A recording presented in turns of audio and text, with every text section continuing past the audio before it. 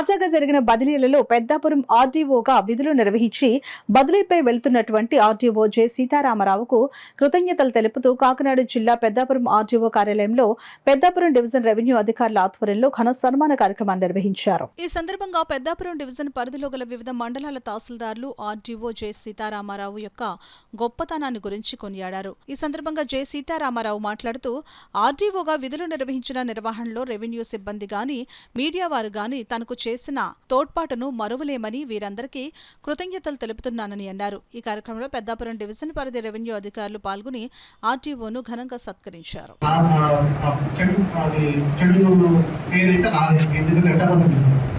ఎందుకంటే ఈ 2.5 సంవత్సరాల్లో పాత్రికేయులు ఇక్కడ చెప్పట్లేదు కానీ ఎక్కడ కూడా ఏ ప్రింట్ మీడియా కానీ ఎలక్ట్రానిక్ మీడియా కానీ ఎక్కడైనా ఒక రెవెన్యూ డివిజన్ గురించి ఒక అడ్వర్స్ న్యూస్ అనేది నిజంగా రాలేదు.